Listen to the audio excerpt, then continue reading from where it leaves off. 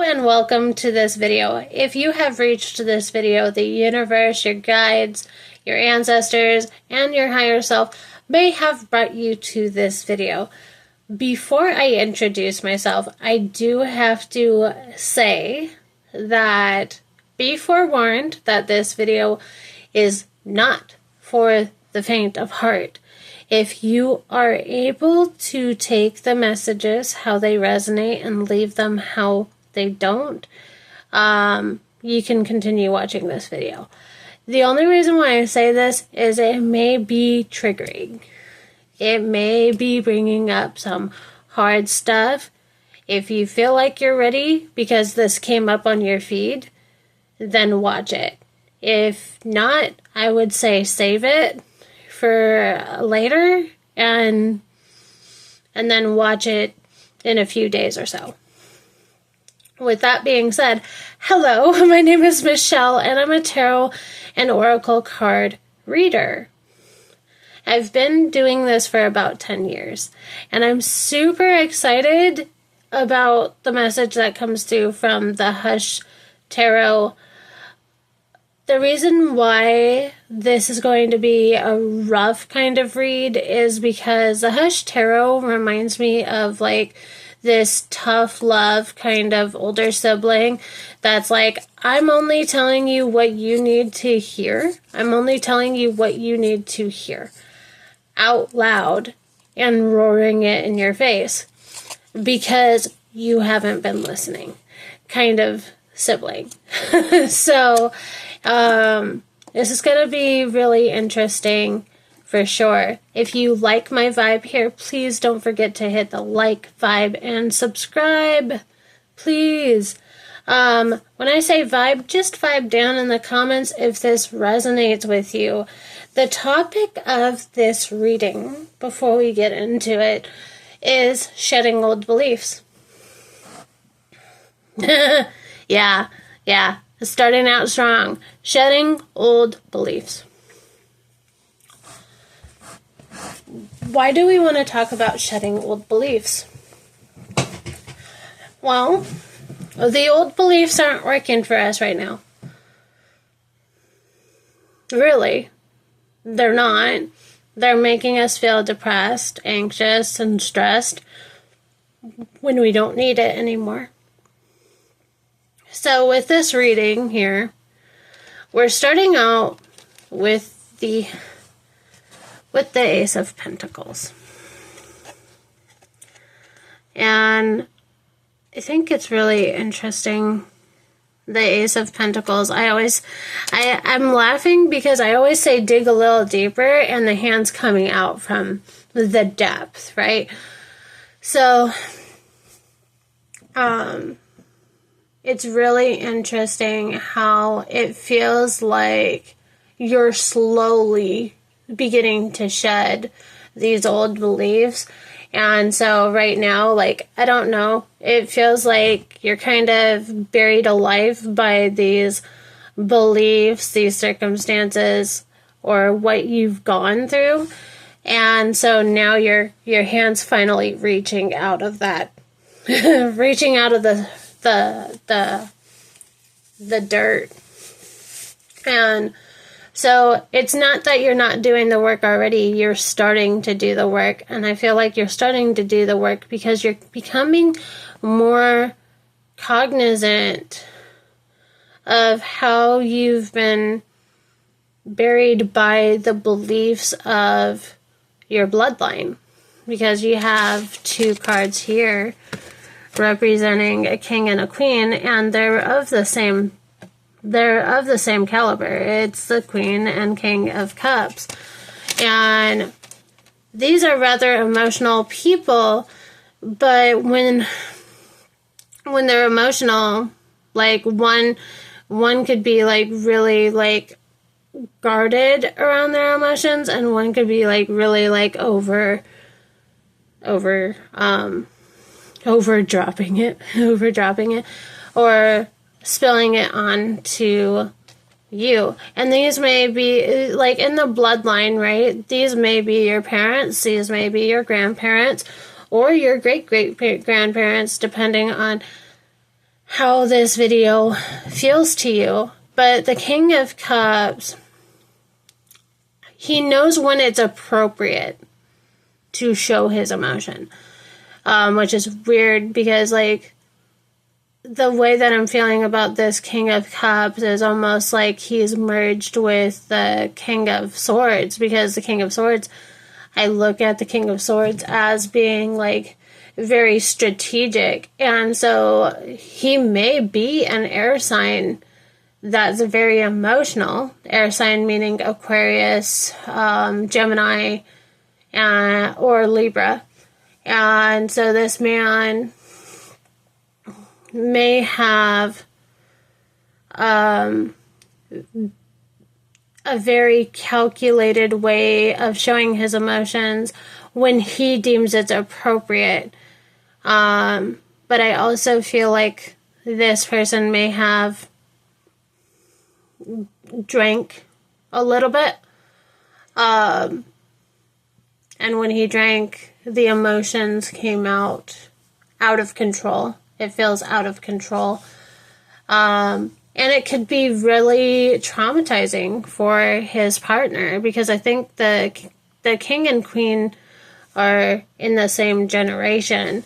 And so I feel like the Queen of Cups is representing a woman in the family that she is very emotional, and she's very good at showing that she's emotional, but not very good at strategically,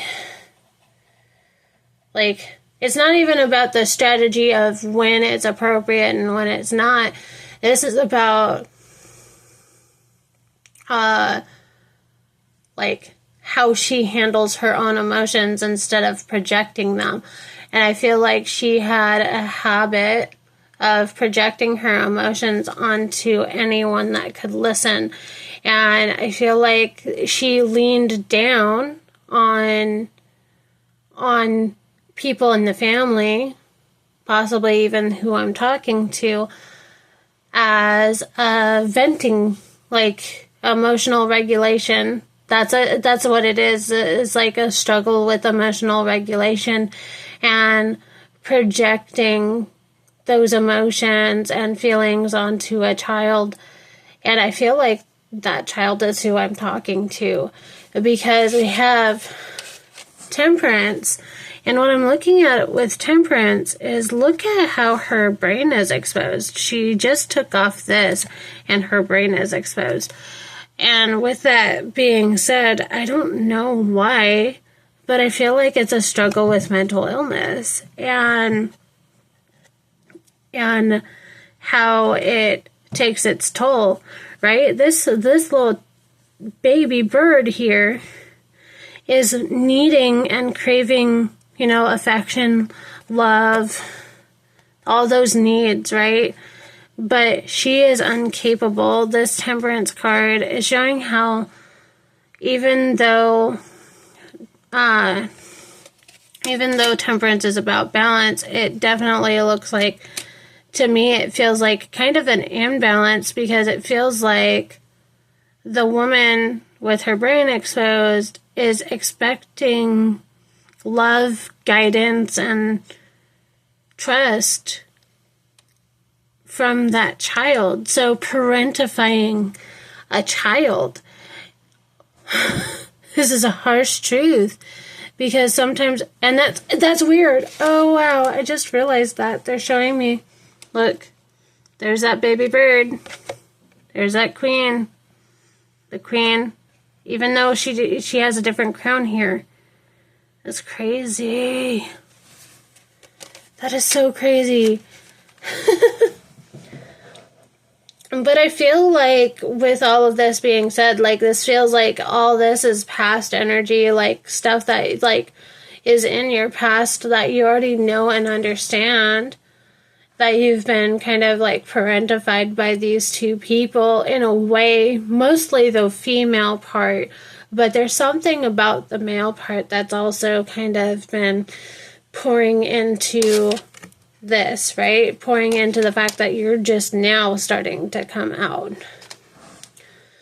And what's weird, well, it's not weird. So they have me looking back at this bird here, right? So this bird does not look like this bird, but it's indeed a bird. It's indeed a bird. And the one thing that I get from the bird that's on the fingers of the hand is that you are here to create peace for your bloodline, but there's so much healing and releasing around it that's really hard sometimes for you to grasp, or, well, not even grasp. It's about being able to filter all of that, right? Because when you're so used to it, right, you're so used to emotions being poured onto you by your family members and being that rock for people, ever since you were a kid. It feels like you were leaned on so much that you're just kind of genuinely used to it. You're like, I'm used to it. Like, this is nothing new. But you're beginning to come out of this, like, wanting to start anew. Like, you want to start a new journey. You want to lean into something better for yourself. And there's a lot of illusions that are popping up. Illusions. They're not necessarily illusions. They might be, illusions. They are illusions, but they're illusions of truth. Illusions of truth because it was piled onto you. So now you're being forced to look at all that's piled onto you, and you need to look at it and be like, this is not the truth for me anymore. This is not me. Like, it's almost like Spirit's like, sometimes you have to be that detective, that has those pictures of different people, right? Different family members. And look at your story, or look at their story. And when you look at their story and then look at where you're at and the things that you feel, what you can do is, like, connect the dots. So, like, maybe you have to have, like, a bulletin board like I have in the background and go, okay, there's this family member, this family member, this family member, and this family member in the top 4 that you're close to, right?